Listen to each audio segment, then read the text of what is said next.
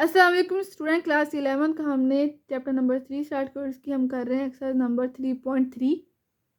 और पिछली वीडियो में आपको क्वेश्चन नंबर 4 तक कंप्लीट करवा दिया था और आज हमने इसका स्टार्ट करना है question number 5, which is very very important short के लिए।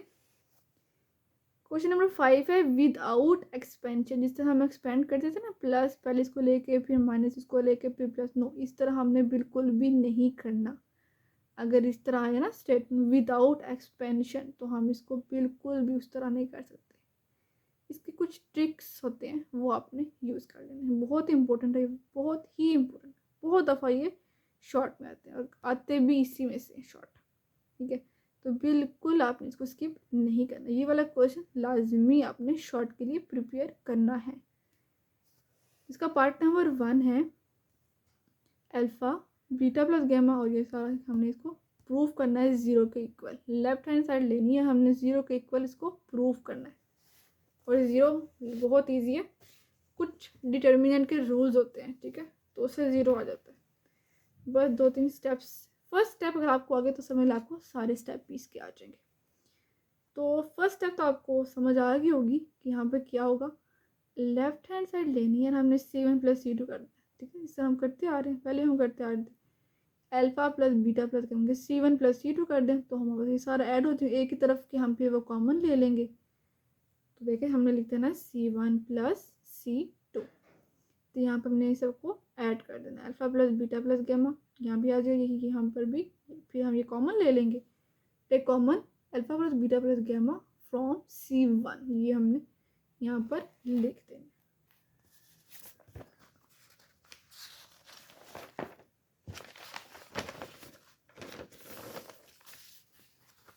ये हमने लिख दिया, take alpha plus beta plus gamma common from C1, तो हमने कॉमन लिया। तो यहाँ पे क्या आएगा 1 1 1, यहाँ पे 1 1 1 है। तो यहाँ पर देखिए, अगर आप हमने यहाँ पे लिखना है, रूल होता है डिटर्मिनेंट। अगर हमारे पास 2 कॉलम या 2 रोज सेम सेम हो जाए तो डिटर्मिनेंट 0 हो जाता है, ठीक है। सिंपल सी बात है। आपने कहना है since C1 and C3, sorry यहाँ पे C3 लिख देना, ठीक है। C1 and C3 are same, so determinant are 0। ये चीज़ वैसे ही लिखते हैं, बिल्कुल वैसे ही आपने लिख देनी है। Alpha plus beta plus gamma और यहाँ पर 0 लिख देना बस। तो 0 को मल्टीप्लाई करेंगे तो 0 ही आ जाएगा, तो ये आ गया राइट हैंड। सिंपल सा क्वेश्चन था ये। नेक्स्ट है इसका पार्ट नंबर 2। पार्ट नंबर 2 भी सेम ऐसे आप कुछ ट्रिक्स यूज़ करेंगे इसमें। यहाँ पर देखिए 1 2 3 2 3 5, यहाँ पर 3x 6x और 9x। यहाँ पर देखिए हमने जो चीज़ कॉमन है, हमने वो कॉमन लाजमी निकालनी है, ठीक है, कॉमन लाजमी लेनी होती है। यहाँ पर देखिए 3 और 3 कॉमन आ सकते हैं ना, कि सभी 3 के टेबल में है, और x भी कॉमन आ रहा, तो हमने 3x कॉमन निकाला है C3 से। यहाँ पर अपने लिखते हैं take 3x common from C3। जिस तरह हम कॉमन लेते हैं, ये सिर्फ और सिर्फ डिटर्मिनेंट है, ठीक है। कॉमन लेना तो सेम वही मेथड है ना, लेकिन यहाँ पे C1 ये C2 ये C3, हमने यहाँ पे R1 R2 R3 नहीं लिखना, हमने डायरेक्ट C3 लिख देना बस। तो 3x कॉमन निकालेंगे तो यहाँ पे क्या रह जाएगा, ये चीज़ तो हमने वैसे लिख देनी है, इन दोनों को वैसे लिखेंगे, C1 C2 वैसे लिख के कॉमन सिर्फ हमने इसमें से लिए, तो 1 3x कॉमन, तो यहाँ पे 1 रह जाएगा। यहाँ पे 3 2s are 6, यहाँ पे 2, यहाँ पे 3 3s are 9, यहाँ पे 3, यहाँ पे देखिए 1 2 3 1 2 3 सेम है ना, तो आपने सिंपल लिख देना है एज C1 एंड C3, ठीक है। C1 and C3 are same, so determinant is 0। 3x लिखना है आपने, यहाँ पे सारे 0 हो जाएगा, तो 3x को 0 से करेंगे तो 0, और ये हमने प्रूफ करना था राइट हैंड साइड में। ये प्रूव हो चुका है 0। नेक्स्ट करते हैं इसका पार्ट नंबर 3।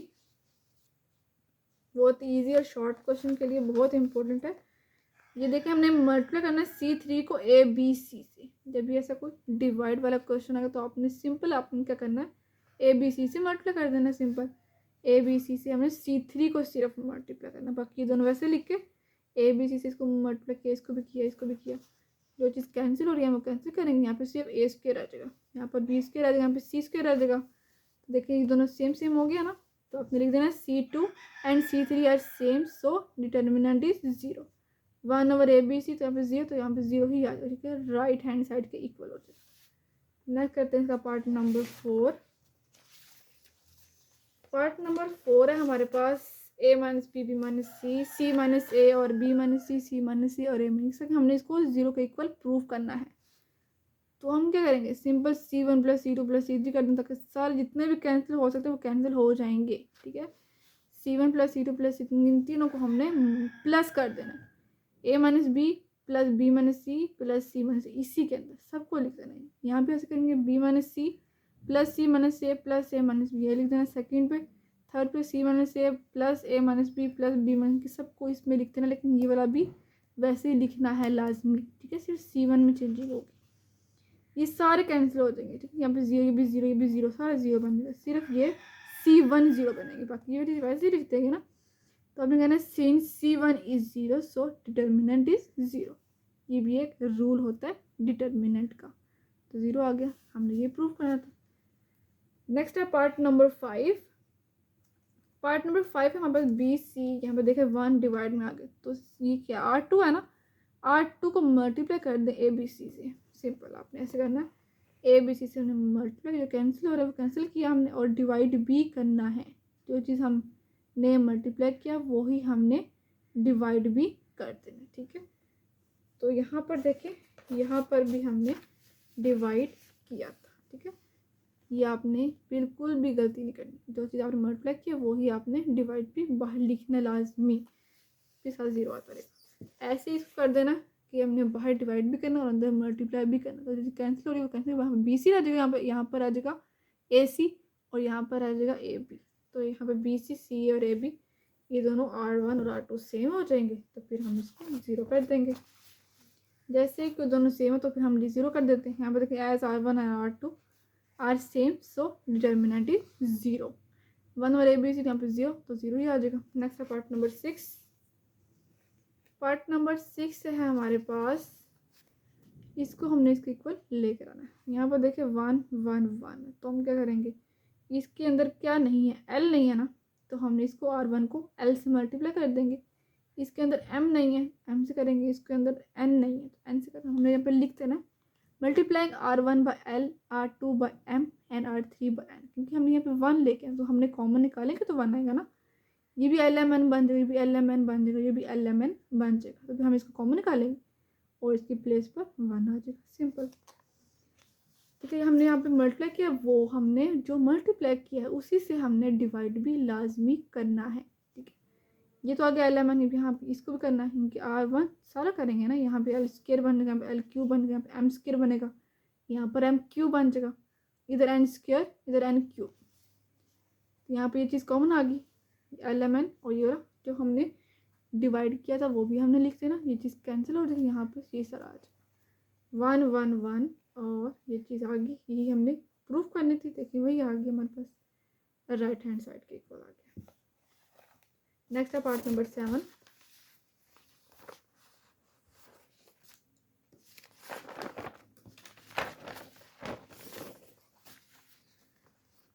पार्ट नंबर 7 है 2A 2B 2C। देखिए सिंपल सी बात है, 2A 2B 2C, इनके same 2B minus 2A 2C minus 2A कर सकते हैं ना।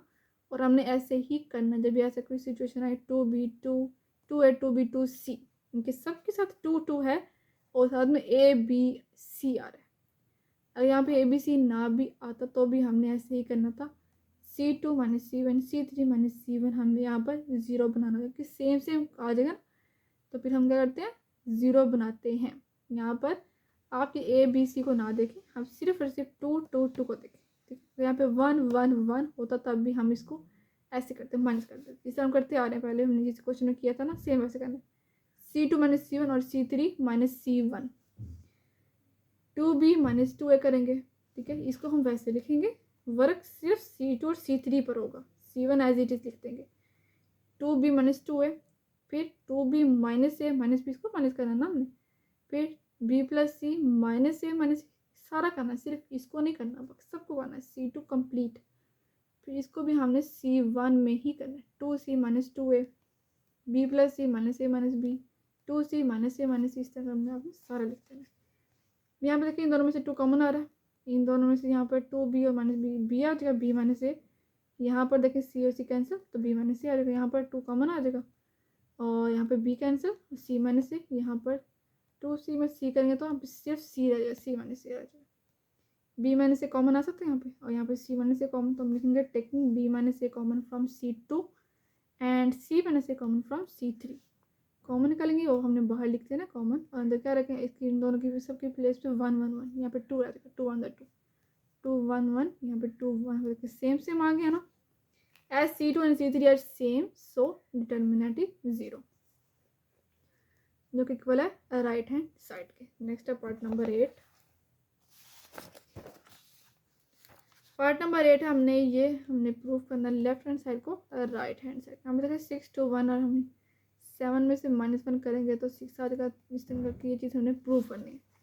तो लेफ्ट हैंड साइड लेंगे by using property of determinant. हम इसको ऐसे लिख सकते हैं, 6 को ऐसे लिख सकते हैं 7 - 1। सिर्फ आपने इसको देखना है, आपने 6 की प्लेस पर लिख देना है 7 - 1, बिल्कुल साथ। ये अलग अलग किया है ना, बाद में हम अलग कर देंगे इसको। 7 - 1 लिखा, फिर 5 - 3 लिख देना, फिर -3 + 4 इस तरह लिख देना। अब आपने लिख देना है by using property of determinant. इसको अलग डिटर्मिनेंट में लिख देना, सारा लिख कर ना इसको लिखना है, फिर इस दोनों को लिख कर इसको लिख देना। बस इन दोनों को सेपरेट करके लिख देना, सेम वही आ जाएगा। आपने यही लिख देनी है राइट हैंड साइड प्रूव हो चुकी। नेक्स्ट है पार्ट नंबर 9। -0 भी यहाँ पे आ गया। यहाँ पर देखें फर्स्ट वाले पे देखें R1, इसको हम यहाँ पर देखें A और C है, पर यहाँ पर B नहीं है। सेकेंड रो में देखें A और B है पर C नहीं है, और थर्ड में देखें B और C है पर A नहीं है। तो हम क्या करेंगे, R1 को B से मल्टीप्लाई कर देंगे, R2 को C से करेंगे और R3 को A से कर देंगे। आप यहाँ पे लिख देना। और जो चीज़ हम मल्टीप्लाई कर रहे हैं ना, हम A B C करें और उसको हमने डिवाइड भी कर देना। तो -AB यहाँ पर B से करेंगे, यहाँ पे BC आ जाए, यहाँ पर AC, यहाँ पर BC, यहाँ पर AB और AC आ जाए। आप सिंपल यहाँ पर देखिए, -AB आ गया, 0 आ गया, BC आपने लिख देना साइड पे, लाजमी लिख देना कि आपने B को R1 को B से मल्टीप्लाई किया, R2 को A से किया और R2 को C से किया और R3 को A से किया। ठीक है, ये लिखा हमने। अब नेक्स्ट जो आपने करना है इनमें से, अगर आप फर्स्ट कॉलम में देखें, इधर यहाँ पर फर्स्ट कॉलम, यहाँ पर AB है और यहाँ पर भी AB, यहाँ पर AC, यहाँ पे हमने कॉमन लेना है हमने AB को, लेकिन C1 से। ठीक है, C1 से कॉमन लेंगे AB को, C2 से लेंगे AC को और C3 से लेंगे BC को, कॉमन ले लेंगे और यहाँ पर 1 1 1 आ जाएगा। ठीक है, हमने लिख देना है taking common AB from C1, AC from C2 और BC फ्रॉम C3। ठीक है, तो यहाँ पे माइनस है तो -1 आ जाएगा। यहाँ पे जहाँ माइनस है वहाँ पे माइनस ही रहेगा, बाकी +1 आ जाएगा। आपको करना हमने 0, एक तो 0 हमारे पास यहाँ पर है। ठीक है, हमने इसको 0 बना लेना है। ठीक है, 0 बन सकता है ये। ठीक है, क्योंकि यहाँ पर हम करेंगे ना -1, यहाँ पे R1 + R2 करेंगे। ठीक है, R1 + R2, तो ये वाला 1 -1 होकर क्या हो जाएगा, 0 हो जाएगा ना। हमने एक रो को या एक कॉलम को 0 बनाना है, तो हमने किसी भी मेथड से 0 करना होगा। एक मेथड तो ये है कि आप इसको 1 को -1 में करेंगे तो 0 आ जाएगा, ये वाला तो 0 बन जाएगा ना। तो पहले एक करके 0 बनाते हैं, डायरेक्ट हम इसको सॉल्व नहीं करते। R1 + R2, ठीक है, सिर्फ इसको कर लेते हैं -0, फिर हम इसको भी 0 बना लेंगे। तो यहाँ पे इसको -1 + 0 करेंगे तो 0 -1 ही आ जाएगा ना। 0 + 1 करेंगे तो 1 आ जाएगा, 1 - 1 करेंगे तो यहाँ पर क्या आ जाएगा, 0 आ जाएगा। ठीक है, क्योंकि 1 में से 1 - 1 करेंगे तो 0 आ जाएगा ना। बाकी एज इट इज देखते हैं। अब R1 + R3 करें, यानी कि यहाँ पर देखिए इधर -1 + 1 करेंगे 0 आ जाएगा, 1 - 1 करेंगे 0, ये तो ऑलरेडी 0 है। ठीक है, तो ये 0 आ जाएंगे, ये दोनों 0 आ जाएंगे, फिर तीनों ये फर्स्ट रो सारी 0 0 0 हो जाएगी, फिर हमारा डिटर्मिनेंट भी 0 हो जाएगा। तो ये हम लिखना है R1 + R3, ये सारे तीनों 0 हो गए। अब आप लिखना all elements of R1 are 0, so determinant is 0, ABC 0 is equal to right hand side.